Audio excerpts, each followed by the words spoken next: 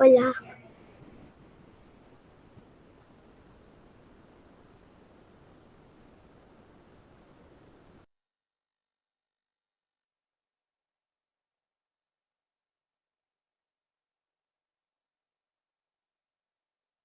Buenas tardes.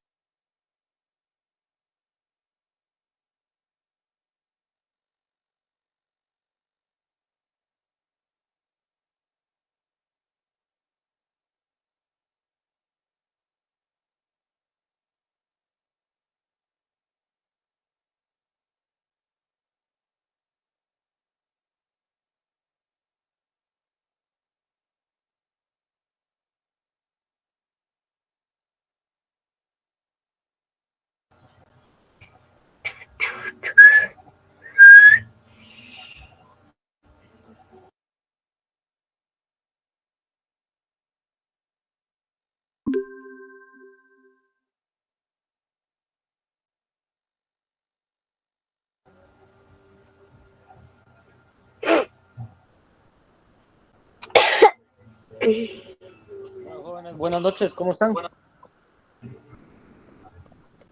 Buenas noches, licenciado. Buenas noches, licenciado. Buenas noches. Buenas noches, gusto saludarles. Si pudieran encender su cámara, le agradecería, por favor.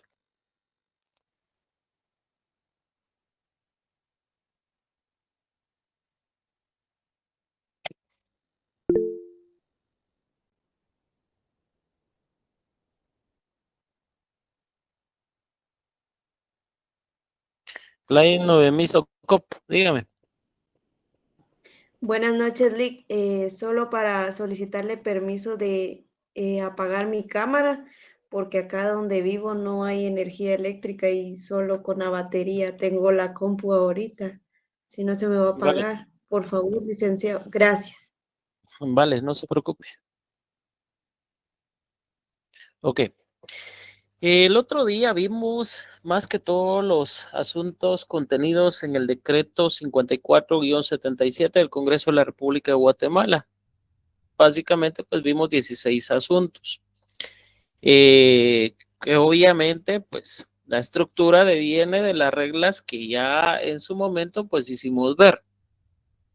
Les estoy explicando las reglas generales y las reglas estructurales. Ya después vamos a darnos el lujo de irnos paso a paso, pero, pues, obviamente ahorita me interesa que entendamos la lógica de cada uno de los asuntos y la estructura para que podamos ya después, posteriormente, pues, ir entendiendo cómo va la situación.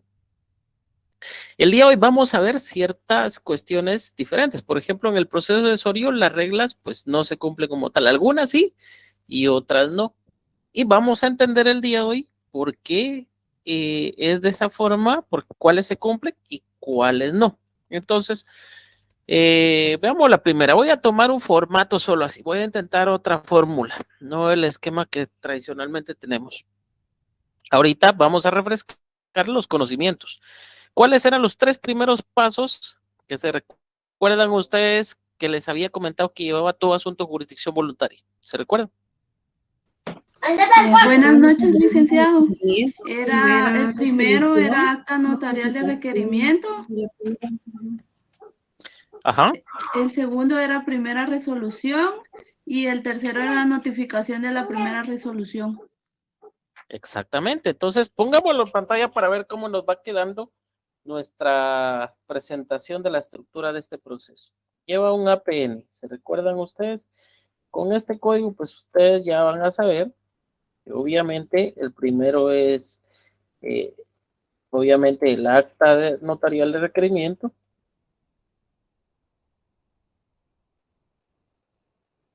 El segundo paso, obviamente, es la primera resolución.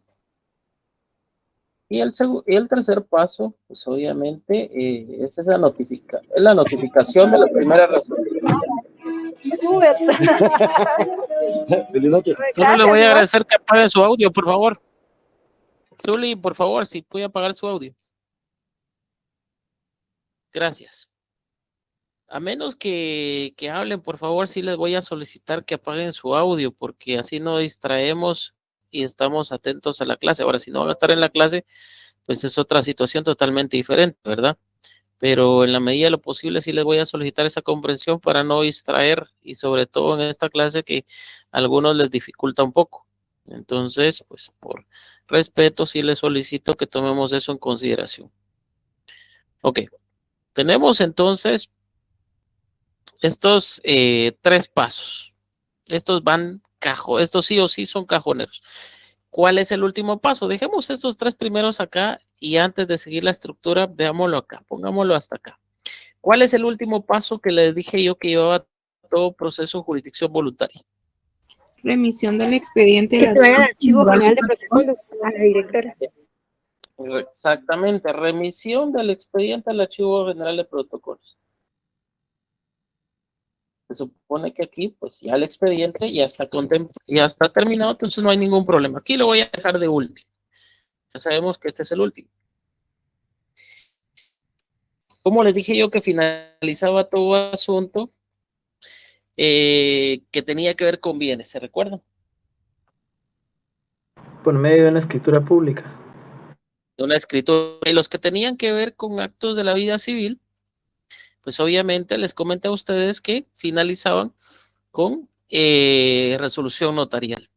Eso no sucede en el caso del decreto ley 107, sobre todo en el proceso sucesorio. ¿Por qué motivo? Porque es un asunto que tiene que ver con bienes, pero no finaliza en escritura pública, sino, ojo, acá lo que hay es un auto declaratorio de herederos. Entonces va a finalizar el expediente, por así decirlo.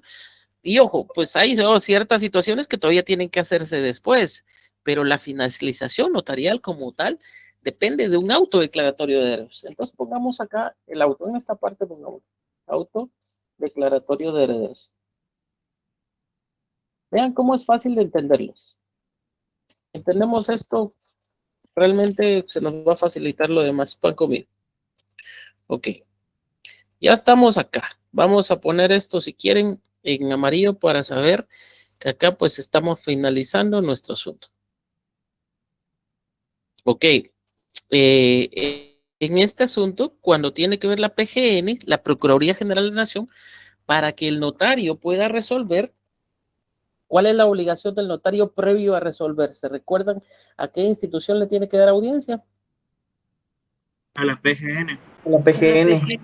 Exacto. O sea, el notario no puede llegar a este paso sin antes haberle dado audiencia.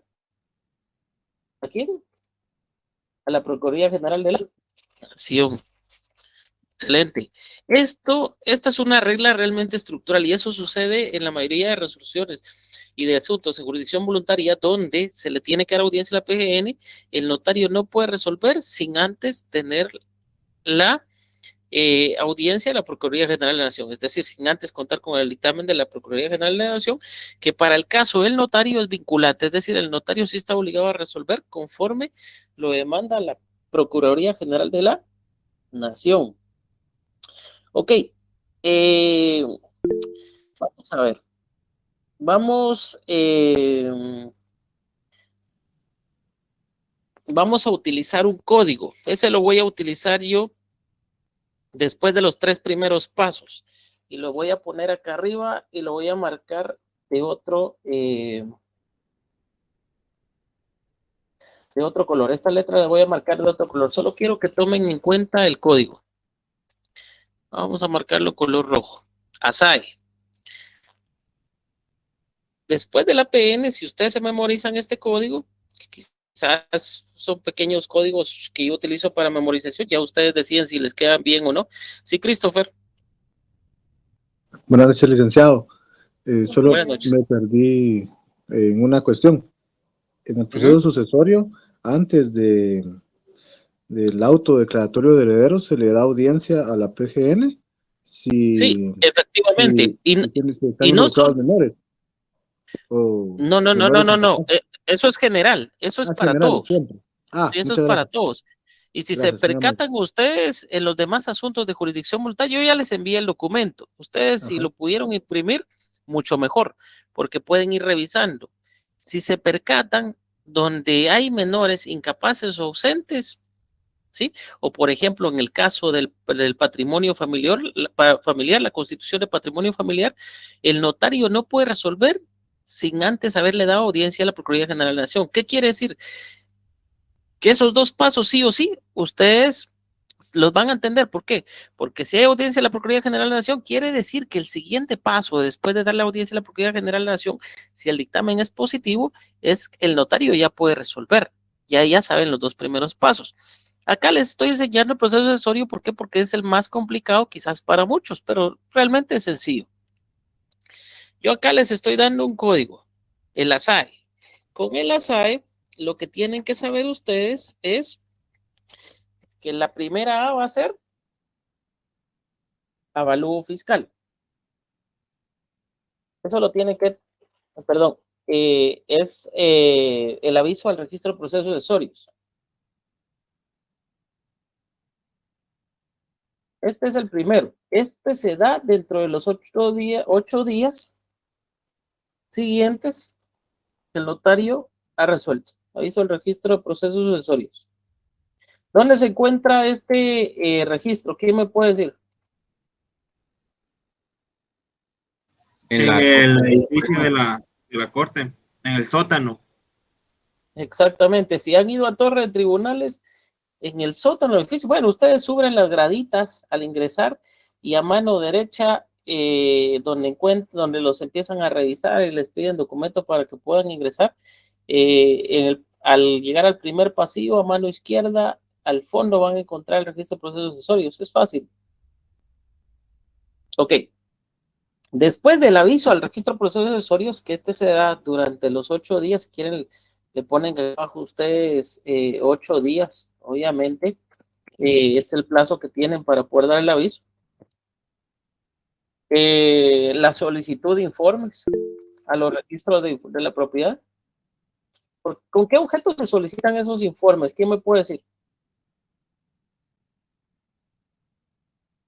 Licenciado, creo que esos informes se solicitan para saber si el causante dejó testamento o donación por causa de muerte. Exactamente. Esta es la intención, saber si el causante otorgó testamento o donación por causa de muerte. ¿Qué sucede en el caso de veamos el caso de un proceso sucesorio testamentario donde se sabe que hay testamento? Pues obviamente no importa, siempre se solicitan los informes. ¿Por qué? Porque recuérdense que el testamento también pudo haber sido revocado y hay varias formas de revocación. Entonces tienen que tomar ustedes en consideración eso. Si ustedes toman en consideración eso y van entendiendo el porqué de cada uno de los pasos, realmente no les va a dificultar. Tal como les decía, es algo bastante sencillo, pero pues obviamente es cuestión de tomarle un poquito de amor al asunto, ¿verdad? Ok. Tenemos entonces el primer código para descifrar ese ASAE, es que la primera A va a ser aviso al registro de procesos sucesorios dentro de los 8 días siguientes.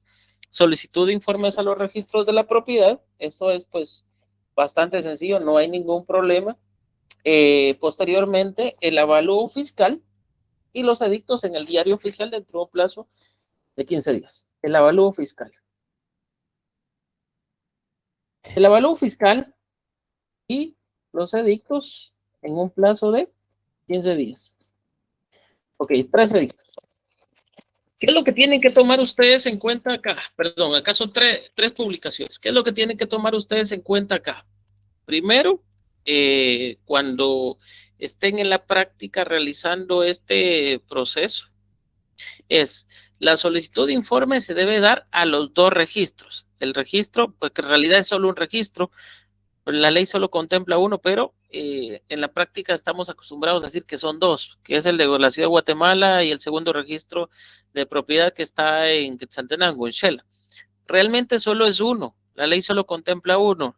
Lo correcto sería indicar el registro de la ciudad de Guatemala y el registro de la propiedad con sede en Quetzaltenango, el departamento de Quetzaltenango.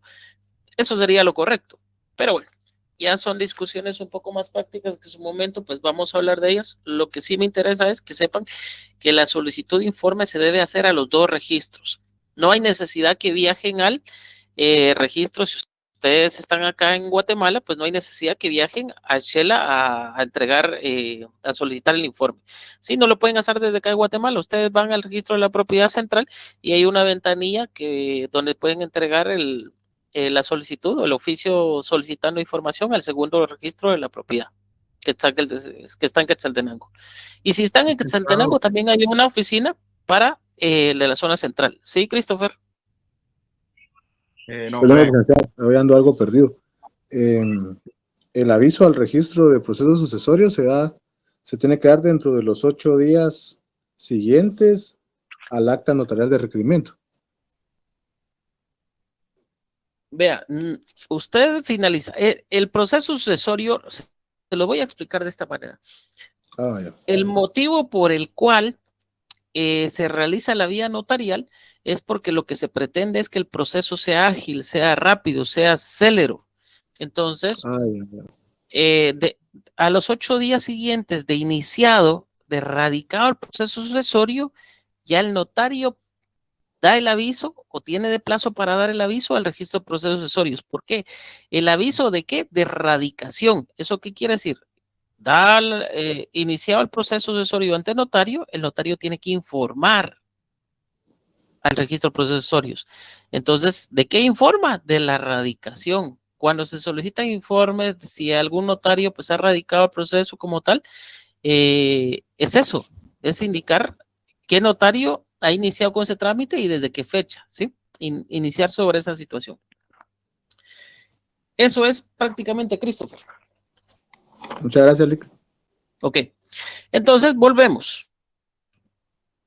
Solicitamos informes a los 2 registros de la propiedad y posteriormente el avalúo fiscal. Avalúo fiscal por un evaluador autorizado. Acá hay un poco inconveniente porque realmente tarda mucho en que opere en el avalúo fiscal. No es solo de que el evaluador lo realice y ya, sino que el evaluador, de hecho, en la práctica lo presenta a finanzas y tiene que esperar que finanzas pues lo opere como tal y no ponga ningún problema para que quede ya operado dentro del proceso. Eso tarda. Quizás las gestiones en las instituciones son las más tardadas porque la gestión notarial es muy rápida, ya les voy a explicar otra cosa cuando lleguemos a la fase administrativa. Ahorita, en la fase notarial, quiero que tomemos en consideración eso, que el avalúo fiscal la tiene que realizar un evaluador autorizado.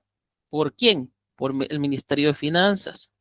Entonces, tiene que tomar en consideración, para mí ya debería esto de salir de la plataforma de finanzas, sino debería ser un experto evaluador autorizado, no importando si sea de finanzas o no, porque al final pues está cumpliendo una función pública, pero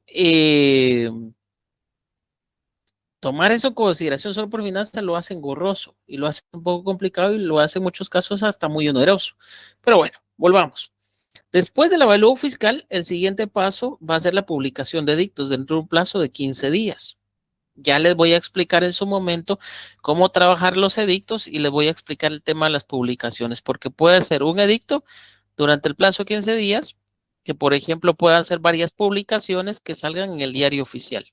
Ya les voy a explicar el carácter de trabajar también un edicto, cómo hacerlo y qué tienen que evitar para que al final la Procuraduría General de la Nación no le ponga ningún problema. Y hemos terminado con el primer código, con el código ASAE.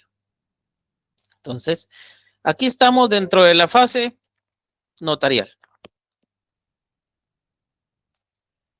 Vamos a marcar acá esto de amarillo. Ok.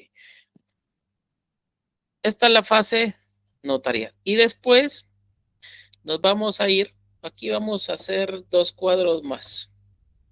Antes de...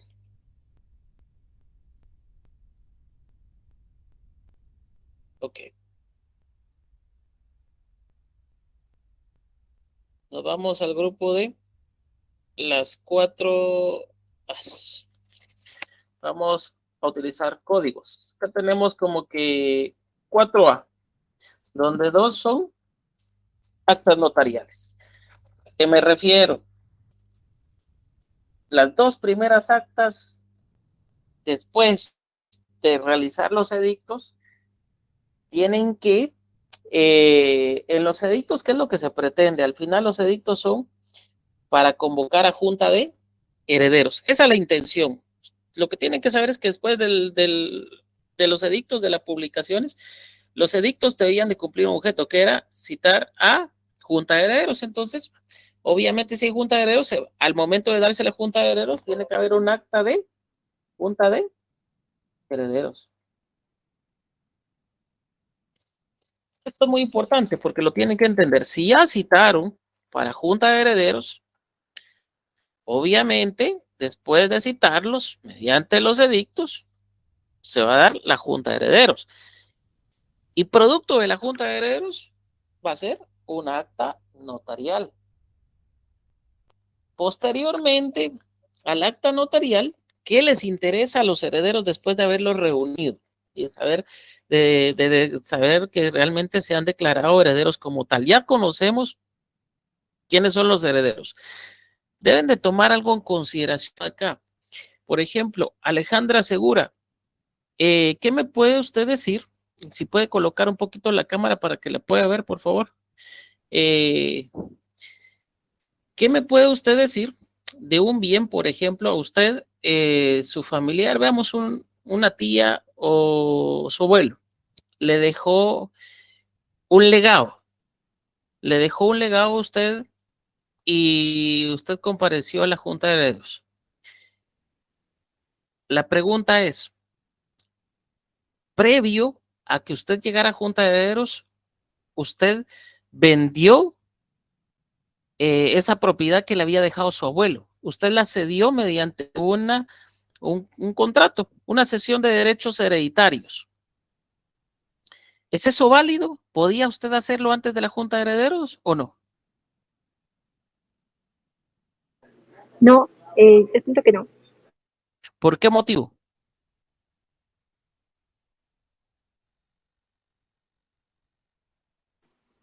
Porque no había declaratoria de herederos.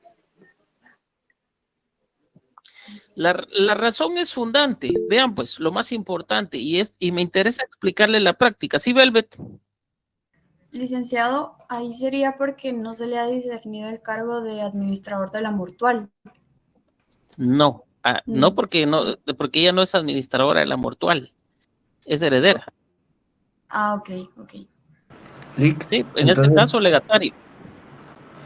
El LIC entonces no lo puede vender porque no se le ha dado posesión del bien mismo en sí.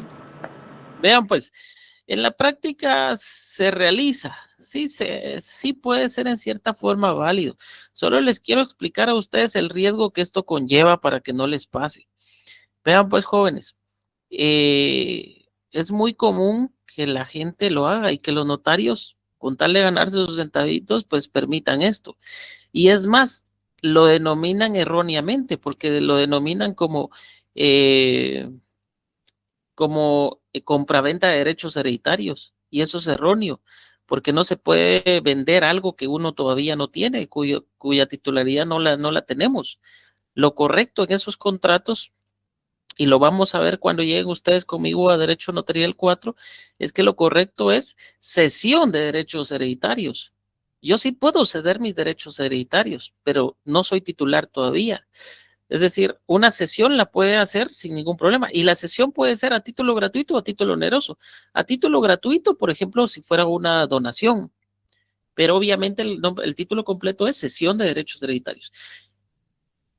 A título gratuito. Ahora, ¿puedo venderlos? Sí, puedo venderlos, que es como una compraventa, pero el nombre correcto no es compraventa. El nombre correcto y técnico es cesión de derechos a título oneroso. Es como, por ejemplo, en el caso de los derechos posesorios. Los derechos posesorios, una compraventa de derechos posesorios, me deja a mí mucho que pensar, porque me dice a mí que el notario desconoce la parte técnica y el fundamento del derecho contractual. Primero, no puedo vender yo la titularidad de un inmueble que no tengo. Lo que sí puedo hacer es ceder los derechos posesorios, porque puede hacer que posteriormente aparezca el verdadero titular de los derechos. Entonces yo solo estoy cediendo ciertos derechos que tengo. Y esta cesión puede ser a título gratuito o a título oneroso. ¿Sí? Entonces tenemos que entender esto. En la práctica sí se realiza. ¿Cuál es el peligro? Que al no existir una declaratoria de herederos, es decir, al no haber sido declarado heredero como tal, que eso solo se da en el auto declaratorio de herederos, en el auto declaratorio de herederos se va a saber si efectivamente, lo voy a marcar acá con rojo, y si quieren pónganle una calaverita a ustedes para que no se les olvide. ¿Qué les dije que significaba calaverita? Que si no lo decimos nos morimos o nos vamos al infierno. Que si no lo dicen se van al infierno. Exactamente. Entonces pónganle una calaverita para que no se les olvide. Entonces, si no se ha llegado a esa partecita rojo, a ese autodeclaratorio de herederos, que lo único que pretende es declararlos como tal, el riesgo que hay es que haya alguien con mejor derecho que ustedes. Porque ¿qué sucede si el testador los desheredó o no los tomó en consideración para su testamento? Que es lo mismo. Y ustedes ya hicieron una cesión de derechos hereditarios, ya cedieron ese derecho. ¿Qué va a pasar con la persona que les compró? Se van a meter a un problema grandísimo, precisamente por eso. Entonces, consejo sano, sí pueden hacerlo, pero tienen que aconsejarle a las partes, tanto al que vende como al que compra, los riesgos de esa implicación, que no se trata solo de hacerlo, sino se trata del riesgo de que no sea declarado heredero. Entonces, no va a tener validez como tal hasta la declaratoria de herederos como tal. ¿Sí, Juan José? Muchas gracias, licenciado. Buenas noches. Buenas Tal vez noches. no va al caso a la pregunta que le voy a hacer. Por acá en mi colonia, este es como un asentamiento que se invadió hace años, hace como 30 años. Pero en los testimonios o en la escritura pública, hay una cláusula de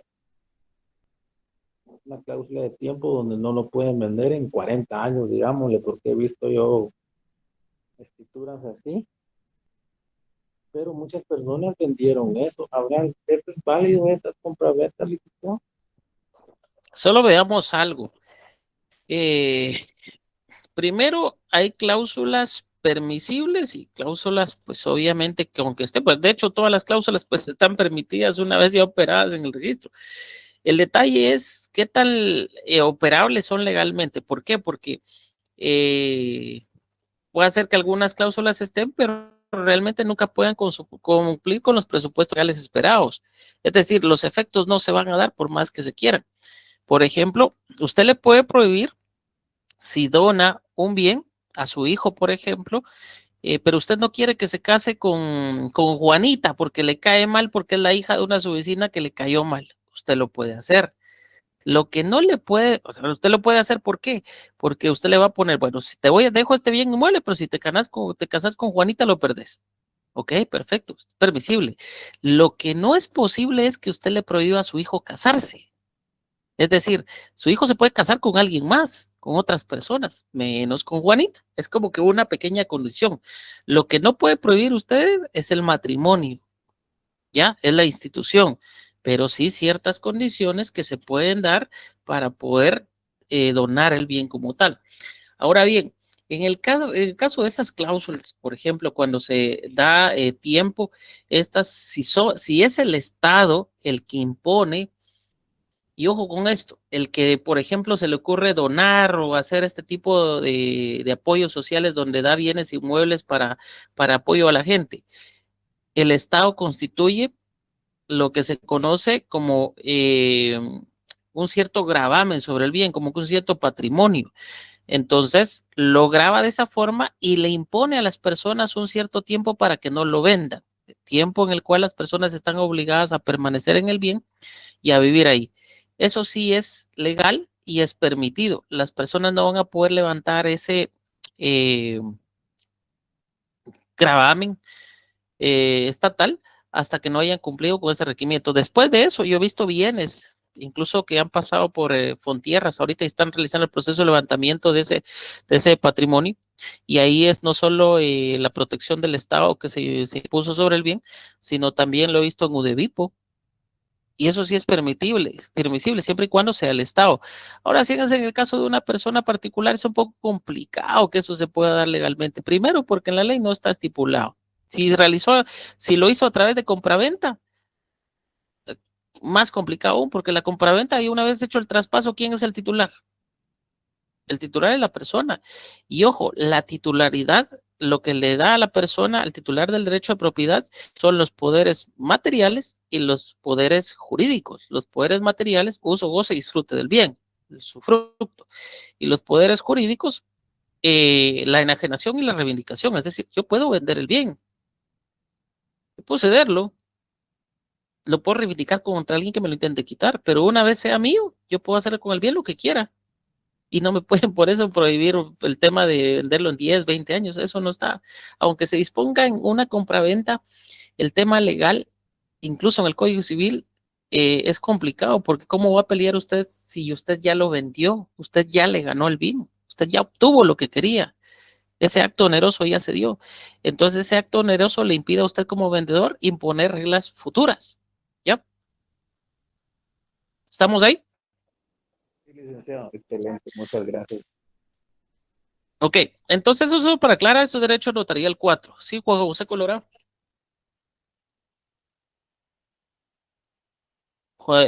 Después Karen Isabel. Perdón, licenciado, activé la manita, perdón. Ok, Karen Isabel.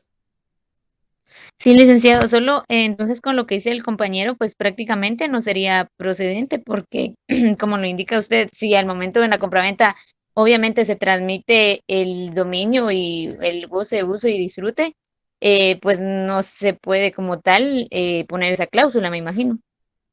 Exacto, se los voy a exponer de esta forma. Quizás me voy a adelantar un poco porque realmente esto es tema de derecho notarial 4, no tanto de jurisdicción voluntaria, pero veámoslo así. Pues si ya les interesó este tema, vamos a utilizar un espacio para eso. En primer lugar, se los voy a exponer con un ejemplo burdo inclusive. Por ejemplo, Alejandra Segura, voy a seguir utilizando a Alejandra ya que está distraída por ahí. Tiene a su novio.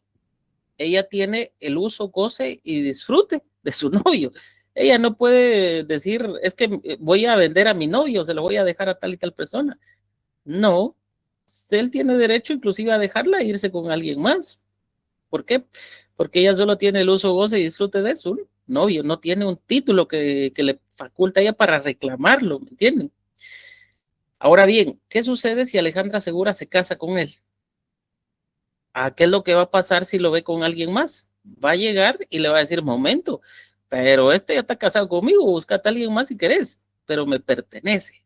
Ese carácter de pertenencia se le conoce como nuda propiedad, derecho de enajenación y derecho de reivindicación. ¿Qué es lo que está haciendo Alejandra Segura ahí? Reivindicando el bien contra cualquier detentador. En el caso práctico, reivindicando a su novio, a su esposo, de cualquier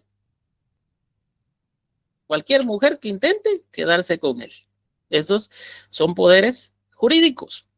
Para el caso del uso, goce y disfrute, eso se le conoce como usufructo. Esos son poderes materiales, palpables a los sentidos de las personas. Entonces, quien tiene el usufructo y la nuda propiedad, tiene los poderes totales de la propiedad, tiene la propiedad en su sentido amplio, su sentido completo. Entonces, el propietario, el titular del derecho a propiedad, hace suyos esos derechos por sí mismo, no necesita hacer suyos los bienes, los poderes sobre un bien ajeno, como sucede en el caso de los derechos reales de mero goce, sino puede vender, disponer del bien como mejor crea conveniente, siempre y cuando con los límites y las condiciones que permiten las leyes. Christopher. Esto es lo mismo entonces que la posesión y el dominio. La posesión es diferente. La posesión es un carácter de... El dominio es total. El dominio es total. La posesión, yo puedo tener la posesión de un bien. Es una cierta forma del derecho de uso. Es decir, yo cumplo con las facultades inherentes como propietario, pero no tengo el dominio en su forma total. Para tener el dominio, por ejemplo, en el caso de bienes que no están operados registralmente, debo de cumplir con un proceso que se conoce como la usucapión, ¿sí? Para poder realizar eso es judicial. Actualmente se le conoce como titulación supletoria. Mediante este proceso de titulación supletoria yo voy a lograr titular ese bien. Pero ojo, yo solo voy a tener, mientras continúe ese proceso, la posesión del bien. Es decir, voy a poder usar, gozar y disponer del bien, inclusive reivindicar el bien, pero como poseedor, no como titular en su sentido amplio, ¿me entienden? Ya. Gracias, Lick. Sí. Por eso mucho cuidado con eso, porque inclusive la posesión, se recordarán ustedes, y pues me alegra en cierta forma que les gusten estos temas. Quizás a veces nos salimos un poco de esto, pero tengo que aprovechar que les interese el derecho notarial desde este punto de vista. En muchos casos, se han dado cuenta ustedes de las personas que se han ido para Estados Unidos y a veces dejan terrenos grandes y otras cosas y luego regresan y se percatan que en su propiedad ya hay alguien más. Dice, pero si esa tierra ya es mía, y no los dejan entrar y tienen problemas legales y no los ganan. Y dice uno, pero ¿por qué? Si el bien era él, ya tenía casa, vivía ahí y todo. Claro, pero la posesión, para que la posesión sea efectiva, debe cumplir ciertos presupuestos. Una, pacífica, de buena fe, ininterrumpida, es decir, que no deje de vivir ahí, que no deje de cultivar. ¿Qué más? Que Que posea no haya... un título, Lick. ¿Que posea? Un justo título. El justo título no es más que eso, es decir, un documento que le avale como poseedor. Eso puede ser a través de una declaración jurada en escritura pública. Algunos la hacen en documento privado, pero puede ser en escritura pública. Yo les aconsejo que sea en escritura pública porque les ayuda inclusive para titularla sin mayor problema. Pero veamos el caso de la posesión de esa forma. Se van a los Estados Unidos. ¿Qué pasó con la posesión ahí? Roselia Maribel, ¿qué pasó con la posesión ahí?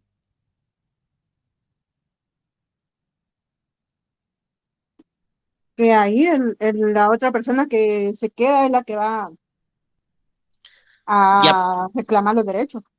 exactamente, ya puede continuar en el carácter de posesión. ¿Por qué? Porque la otra persona perdió la posesión, es decir, se interrumpió esa posesión. Entonces, legalmente está muy difícil que se pueda reclamar. Sí, la puede reclamar, quizás haya otras formas legales de poder hacerlo, estudiando bien el caso. Pero para el caso que nos acontece, no debió permitir que se interrumpiera esa posesión, ¿entiende? Porque eso le afecta de esa forma. Pero bueno, ya nos fuimos mucho para allá, regresemos al tema, por favor, porque si no nos vamos a perder la jurisdicción voluntaria. Ok, 4As, el grupo de las 4As, 4 al cuadrado, si quieren le ponen ustedes acá, ya saben que son 4As. Acta de junta de herederos, las dos primeras son actas. Después de la junta de herederos, lo que les interesa a las personas es saber cuáles son los bienes. Entonces, el acta de inventario, para saber obviamente cuáles son los bienes, tanto el activo, es decir, los bienes, como las deudas, el debe como el, a ver, eso lo tienen que saber ustedes perfectamente. Y lo otro, sencillo, vamos a quitar, vean ustedes, estas dos A's las pasamos para acá y miren lo sencillo que se volvió todo. Porque estas dos A's no son más que esto. Ya finalizamos el acta de junta de herederos y el acta de inventarios, es decir, ya sabemos cuáles son los bienes, entonces se remite el expediente a la Procuraduría General de la Nación para que otorgue su dictamen y posteriormente el auto declaratorio de herederos. Y se dan cuenta, y ahí finalizamos la fase notarial. Eso que les expliqué es la fase notarial, no lleva mayor inconveniente. ¿Sí, Christopher? Perdón, Elico, ya estoy preguntando mucho. ¿El acta de inventario es acta notarial o la realiza un auditor? No, el acta de inventario la realiza usted. Ah, ya, es notarial. La realiza usted como notario, exactamente. Y pasamos a una fase que se llama, después de esta fase pasamos a una fase que le conocemos como fase administrativa. Y esta solo de atenderla de igual forma. ¿Por qué? Esta fase administrativa está compuesta por la remisión. Una vez tienen ustedes el auto declaratorio de herederos, remiten el expediente al departamento de herencias, legados y donaciones. Ya les voy a explicar algo sobre este departamento y sobre esta cuestión. Es un poquito, pues, interesante cuando se analiza al amparo de la ley. Remiten el expediente al departamento de herencia, legados y donaciones. Realiza el cálculo de la liquidación fiscal.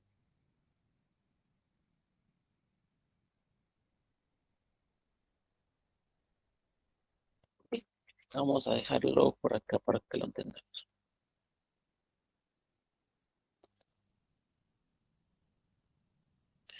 Ok. Se realiza el cálculo de la liquidación fiscal o de la elaboración fiscal como ustedes quieren. Y, ojo, este cálculo o esa liquidación fiscal, informe, como ustedes lo quieran determinar o denominar, lo aprueba la Contraloría General de Cuentas. Vuelvo y repito, téngalo ahí en arista porque hay algo que les tengo que explicar todavía con relación a esto. Ok, la aprobación por parte de la Contraloría General de Cuentas. Ya lo aprobó la Contraloría General de Cuentas. Entonces, se pagan los impuestos. ¿Quién paga los impuestos? Obviamente los interesados. Vamos a hacerle, vamos a hacerle todavía un pasito más acá.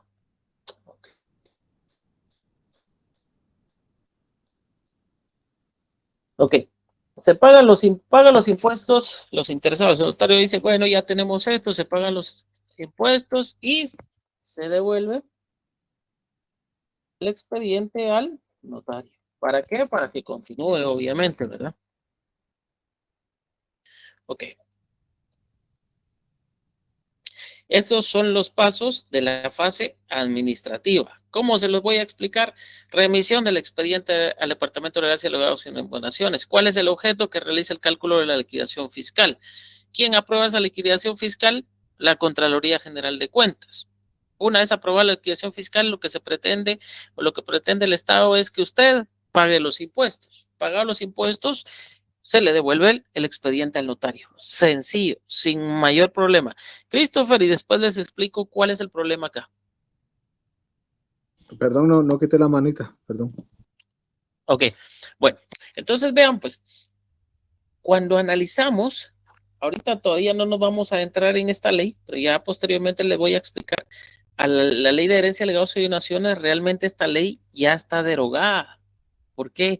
Cuando nace, y de hecho también la utiliza la SAT, desgraciadamente, para cobrarle un impuesto sobre las donaciones entre vivos, sobre el valor matrícula fiscal, y esto ya no se tendría que utilizar, porque cuando nace, la ley que le da vida a la Superintendencia de Administración Tributaria automáticamente deroga varios artículos de la ley de Tribunal de Cuentas y por ende de la ley de herencia, legados y donaciones. Primero, la ley de herencias y legados y donaciones, por el tiempo que tiene, ya no es operable.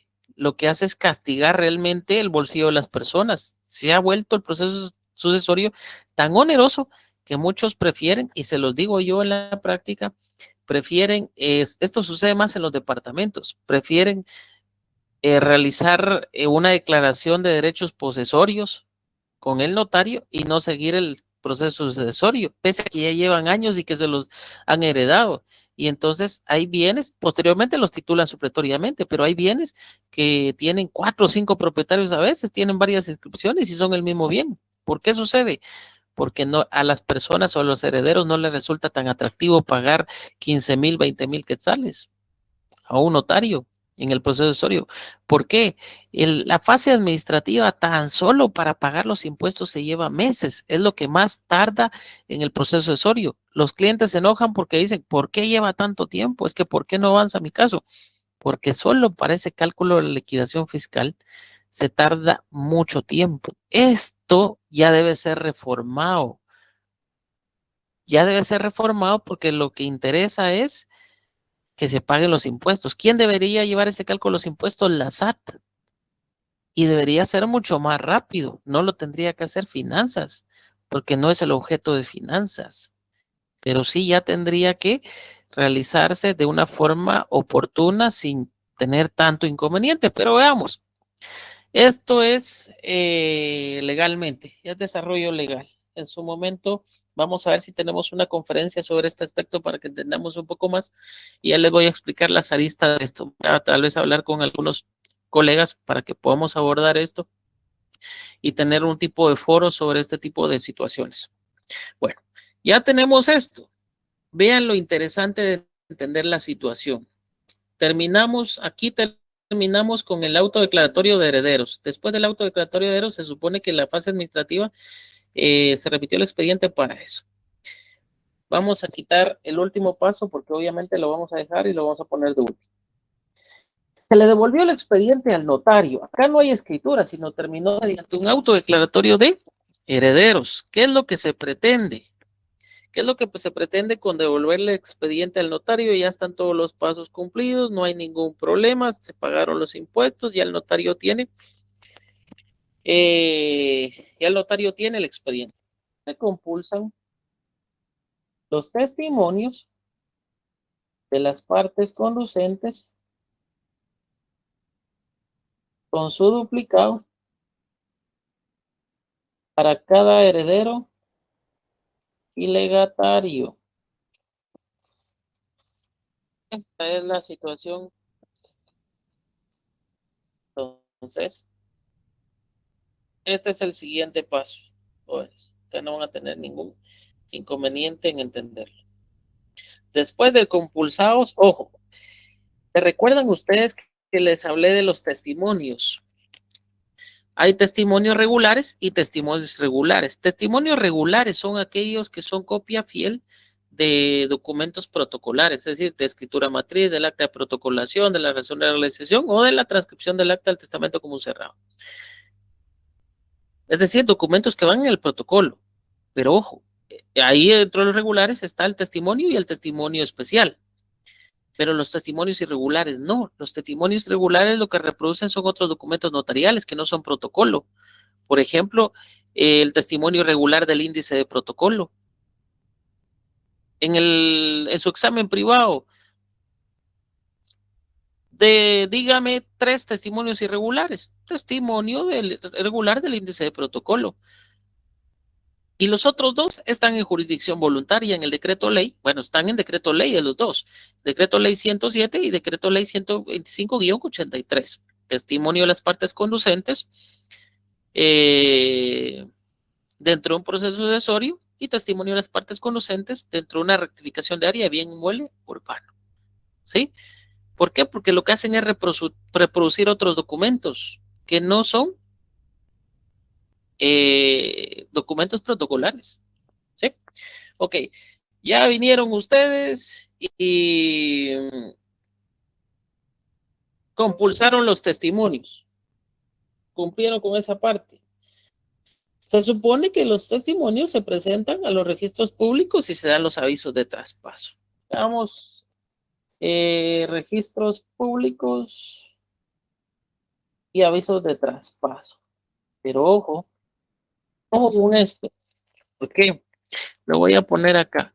Porque en la práctica, si encuentran ustedes esto, en la práctica lo que sucede realmente es que si ya llenaron el formulario aceptado por el Ministerio de Finanzas, una vez compulsados los testimonios, el mismo Ministerio de Finanzas, después de todo eso, se va a encargar de hacer esto y de remitir o de darles el oficio para que lo remitan al registro de la propiedad y se opere sin ningún inconveniente. Quizás lo único que les tocará es solo recoger o presentar el aviso al catastro municipal. De ahí. No hay mayor inconveniente y ahí no se tienen ustedes que ingeniar mayor cosa. No hay ningún problema. Y como ya ahí era al fin que se pretendía, que era prácticamente que se hiciera el traslado de dominio, pues ya finalizó su trabajo notarial, sin ningún problema. Remiten el expediente entonces. ¿A quién? Al Archivo General de Protocolos. Y ya terminó su trabajo como notarios. ¿Ven qué sencillo es? En el caso de procesos sucesorio.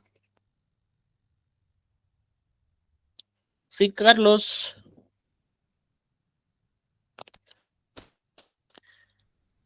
Carlos, le escucho. Buenas noches, Lick. Perdone, cuando usted habló de la, o sea, acta de inventario, ¿en qué consiste ese Lick? Porque si estamos hablando de un bien inmueble, ¿por qué tiene que llevar un inventario? Se supone que inventario es cuando hay muchas cosas, hablemos de mercadería, por ejemplo, ¿verdad? Pero como ese es un bien inmueble. Sí, pero acá, mire, en cierta forma, tiene que centrarse no solo al bien, porque no solo está el bien, sino en el caso del inventario tiene que ver si solo es ese bien o hay más bienes. Lo otro es qué deudas dejó el causante, porque se le tiene que pagar, por ejemplo, al administrador de la mortual. Y caso, hay que asegurar el derecho a alimentos.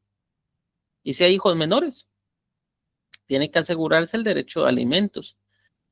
¿Ve lo interesante de eso? Y ahí es como el inventario. Recuerde que el inventario no solo es lo que hay, sino también es lo positivo y lo negativo, es decir, el debe y el haber, es decir, las deudas que pudo haber dejado el causante.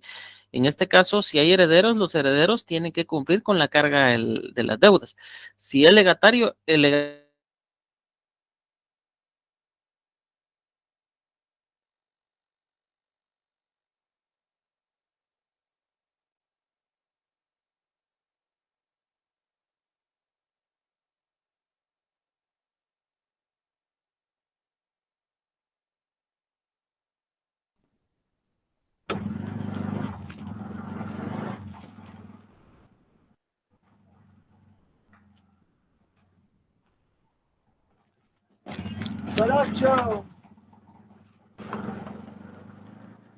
Licenciado. Lick, se le fue el audio.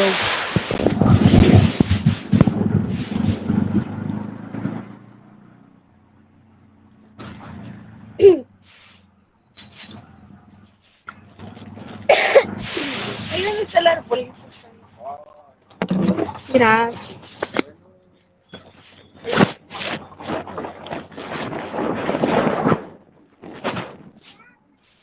Reina, tu micrófono está encendido.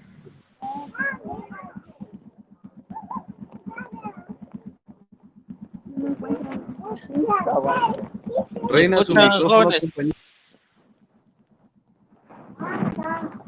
Sí, Lick, ahí le escuchamos. Que se me perdió la conexión. Sí, ya se escucha.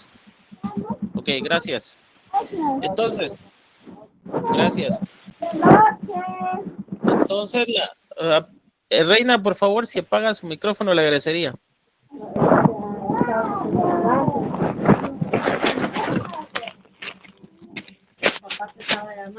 Sí, es que Vean pues, entonces, de lo que veníamos hablando, ¿alguna duda que les haya quedado a ustedes?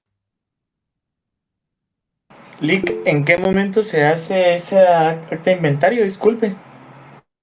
Después de que ya realizaron ustedes la junta de herederos. Por eso les he explicado a ustedes los pasos de esa forma. Ya se realizó la junta de herederos, ya fueron declarados los herederos. ¿Quiénes son los herederos? Ya pueden saber ustedes sobre el debe y el haber. ¿Qué otra cosa también tienen que ver ustedes en el acta de inventario? Por ejemplo, no solo el hecho de, bueno, y esto también en la junta de herederos tiene que verlo, ¿eh? Por ejemplo, en el caso de los gananciales, la esposa puede aceptar la herencia como heredera o debe de reclamar su derecho de gananciales. Por ejemplo, si fue por comunidad de gananciales y ese bien lo adquirieron durante el matrimonio, va a tener derecho al 50%. Pero esto no le trae ninguna ventaja si, por ejemplo, lo adquirió mediante separación absoluta, es decir, se casó otorgando capitulaciones matrimoniales y otorgó el de separación absoluta. En separación absoluta no importa que hayan tenido bienes antes y durante el matrimonio, porque al final, si hubiera una separación, cada quien se iba con lo que tenía. Pero ojo, esto no quiere decir que si se murió no tenga derechos, tiene derecho a una parte igual que los otros herederos. Entonces, en ese caso, pues no hay ningún problema, pero si reclama su derecho ganancial, es decir, se casó y el régimen era comunidad de gananciales y el bien lo adquirieron durante el matrimonio, sí va a tener derecho al 50% del bien. ¿Me entienden? Esto, más que todo, cuando es un proceso sucesorio intestado, no testamentario. ¿Ya? Sí, Candy. Sí, licenciado, buenas noches. En el paso donde usted menciona pago de impuestos, ¿estos qué impuestos serían los que se tienen que pagar?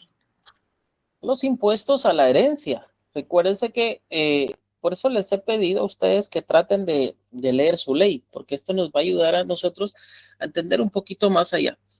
En su ley de herencia, legados y donaciones se encuentran una tablita. Sobre esa tabla se hace el cálculo de la liquidación fiscal, es decir, cómo es que se va a pagar el impuesto para los herederos tienen que pagar ese impuesto sobre la herencia. Y ojo, esto no solo se da en Guatemala, también se da en otros países. España tiene una legislación algo similar y otros países. Entonces, solo es de saber cuál es el porcentaje por cada heredero. Y desde ahí se va haciendo el cálculo de la liquidación fiscal. ¿Cómo es que se sabe cuánto tiene que pagar cada uno? Porque para eso ya hubo declaración de herederos como tal, ¿me entienden? Entonces, bueno, ya se sabe quiénes son los herederos, se conoce por lo menos, ya se puede resolver sobre eso. La fase administrativa ya el notario tuvo que haberles declarado, entonces en la fase administrativa lo único que se va a hacer es decirles cuánto tienen que pagar de impuestos. Así de sencillo. Mientras más se tarde en erradicar el proceso sucesorio, más tienen que pagar de impuestos por el tiempo que esto pase. Por eso es la universidad. Ok, gracias.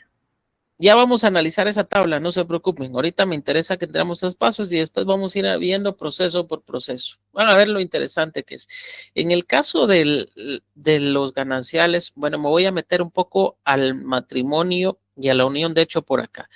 Después de que hable Renata, ¿sí diga? Y Juan José. Gracias, licenciado. Solo rapidísimo, el avalúo fiscal, ¿qué valores puede conllevar? El avalúo fiscal depende, porque pues eso depende de dónde está el bien, como dirían ahí, ¿no? Depende de dónde está el bien. El bien puede estar, por ejemplo, yo actualmente estoy radicando uno que tiene varios bienes y uno de los bienes está en Chicumulía, Santa Rosa. Entonces el valor fiscal por ese me cobró 2,500. Pero tengo otro en Guatemala que me cobró 1,500. Entonces depende de dónde esté ubicado el bien, pero más o menos los rangos van en ese monto, ¿sí? Lo que tienen que tener cuidado con esto es, por ejemplo, la municipalidad utiliza evaluadores. Esos evaluadores, o mejor dicho, los mismos gestores para ahorrarse un dinero lo hacen a través de los profesionales de las municipalidades. Si esto pasa por la municipalidad, Ojo, la municipalidad si cobra UCI, lo que va a hacer es tomar un valor más alto para elevarles el valor, el bien, y entonces les va a aumentar el pago del impuesto sobre bienes inmuebles, del impuesto único sobre inmuebles, ¿sí?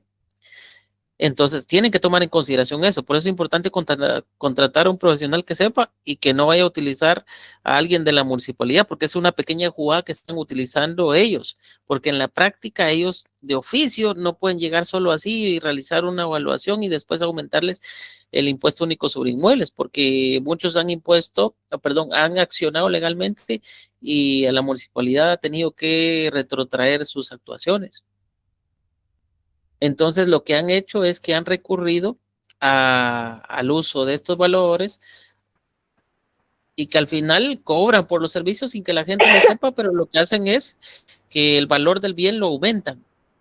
Por ejemplo, un bien, imagínense ustedes que estaba valorado de la zona 1, que pudo haber estado evaluado en hace años, que podía haber valido 5,000 quetzales. Obviamente ahorita ese bien no vale 5,000 quetzales.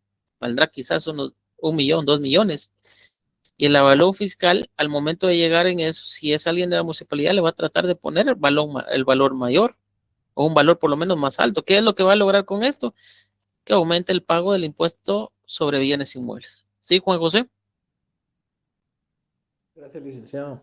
Solo una consulta. Fíjese que tengo una duda acá. No sé si nosotros o algún día seremos notarios o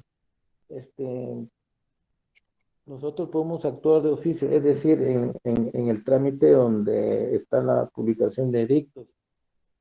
Si esa persona, ahí llegan todos los interesados, pero hay una persona que no se presenta, pero el cliente me dice, tengo un hijo con X persona, pero no se presenta esa persona, ¿nosotros lo podemos incluir en ese trámite o simplemente me hago el desentendido de que no? Es que eso, mire, si ustedes ya citaron a los herederos y no se presenta uno de ellos, lo pueden hacer sin prejuicio al que no se presente. Es decir, posteriormente puede haber una ampliación sin ningún inconveniente. Lo único es que, por ejemplo, eso de que me dijo que tenía un hijo o de que se casó con otra mujer y que ahí tuvo 3 hijos,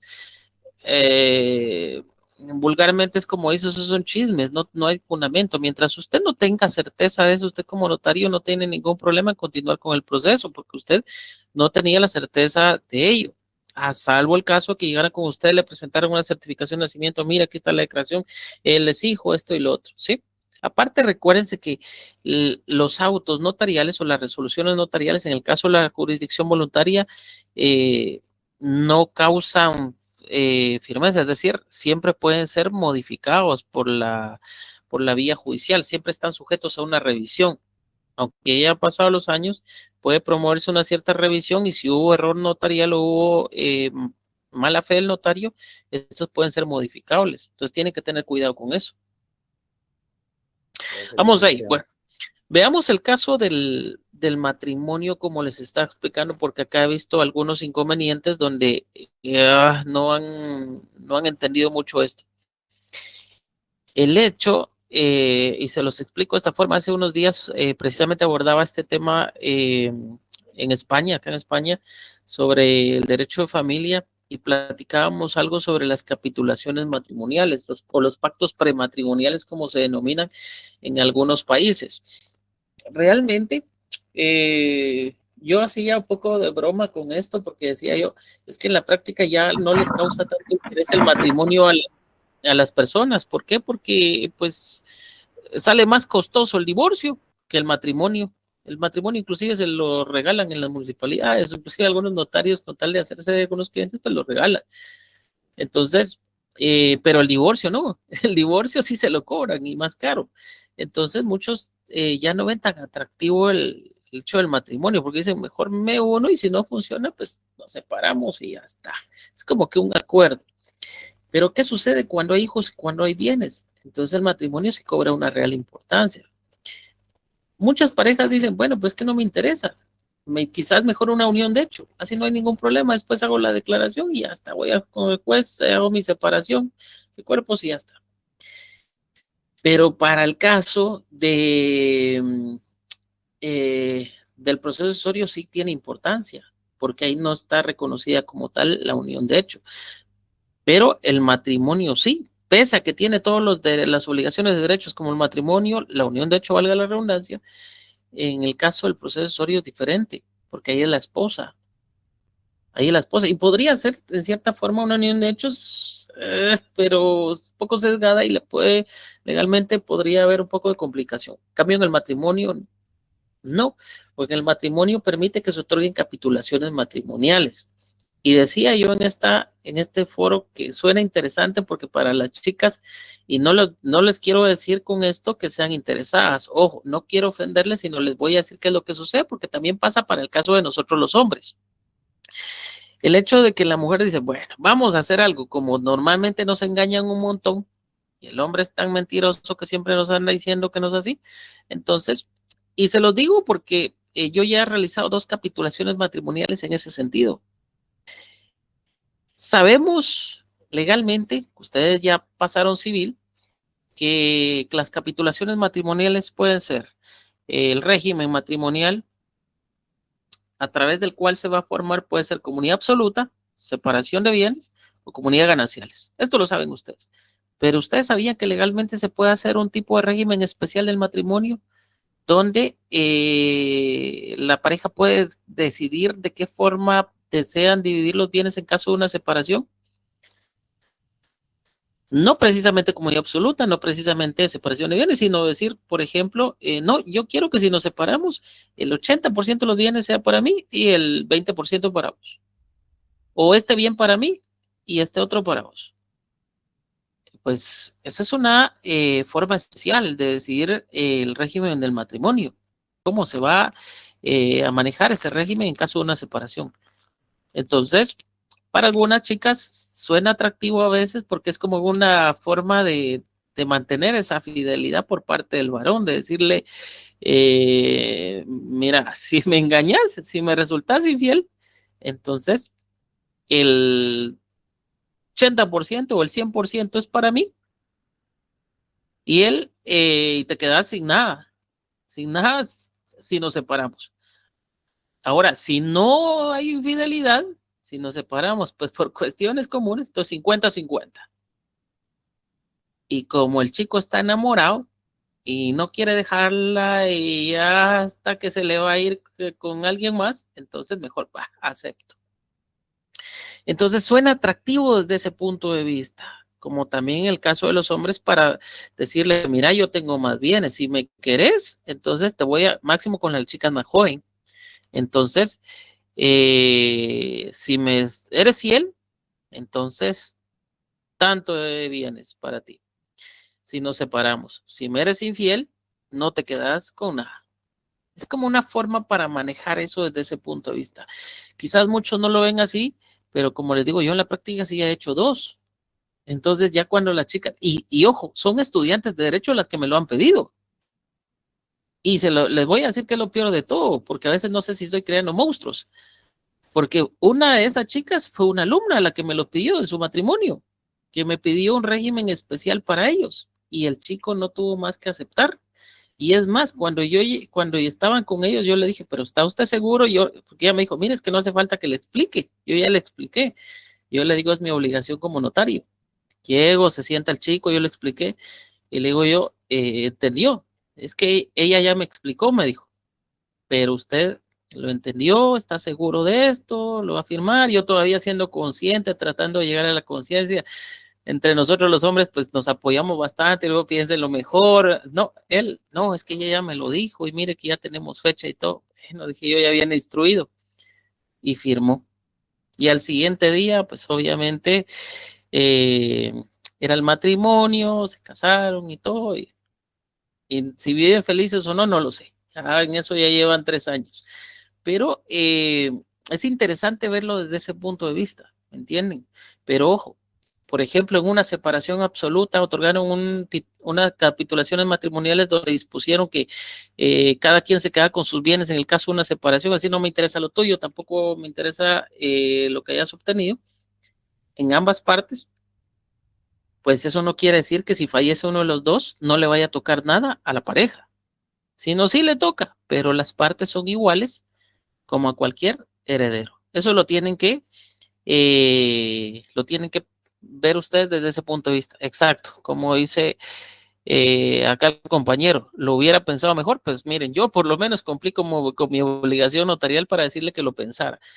El problema es cuando algunos hombres pues realmente no es que piensen realmente con la cabeza, entonces ahí se les va un poquito, se les pierde un poco el cerebro, y no solo en el caso de los hombres, ustedes también puede pasar en el caso de las mujeres.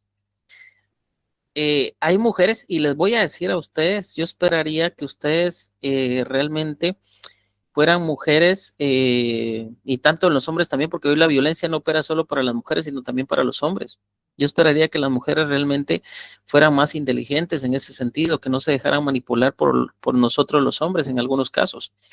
Porque vean ustedes, yo he visto chicas cederles la casa o una propiedad que les ha dejado algún tío, algún hermano o los papás a la suegra o al novio con tal de demostrarles el amor a ellos. Se separan y las dejan, como vulgarmente lo dicen, sin calzones. Y tienen que pensarlo muy bien, porque, y alguien me dirá, pero eso pasa. Efectivamente, hace 4 años específicamente finalicé yo un proceso donde la chica le entregó un bien a la suegra, veámoslo así, porque el novio le dijo que tenía que demostrarle el amor, se lo entregó, se separaron y la suegra la quería sacar a ella con sus hijos. Entonces, complicado. Y después llega conmigo, licenciado, ¿será que puedo recuperar el bien? Y les cuento, sí se recuperó el bien, pero es muy complicado y es muy desgastante. Sí, es muy complicado, muy desgastante, y se tiran los trapitos al sol. Yo hasta que no me lo llevé por la vía penal y hasta que el señor no vio que los papás de él iban a tener problemas legales y podían ir a la cárcel, no lo vio delicado. No presionó a los papás para que devolvieran el bien.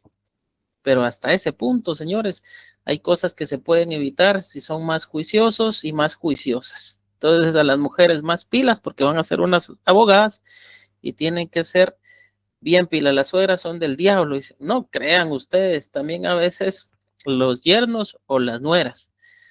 Entonces, y se lo digo por experiencia, he visto unas suegras que son tan lindas con los yernos, con las nueras, pero no ponen de su parte a veces los otros, y viceversa, ¿va? Entonces, pues bueno, recuerden ustedes que siempre tienen la ley, van a ser abogados, van a ser expertos en la materia legal. Entonces, antes de dar sus puntos de vista, lean mucho, analicen su ley, no se crean todo, por eso lean, analicen. Legalmente siempre hay soluciones, siempre hay vidas. Yo he visto personas que han llegado, clientes que han llegado conmigo, es que me dijeron que yo no podía hacer nada. ¿Y qué pasó? Y cuando me cuentan su caso, ¿quién le dijo que no se podía hacer nada? Es que tal, licenciado. Y mire, me dijo que era de la San Carlos. Y yo, digo, pues no puede ser.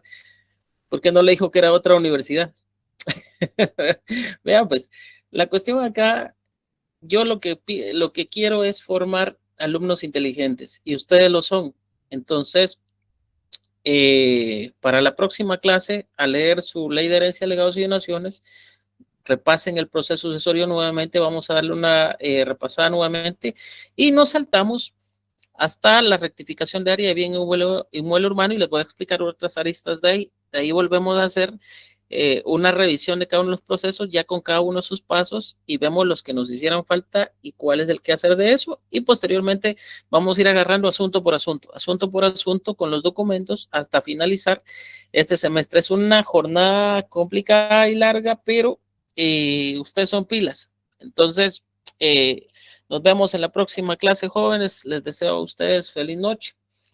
Para mí, feliz madrugada, y nos estamos viendo posteriormente el lunes, si Dios lo quiere. Feliz noche.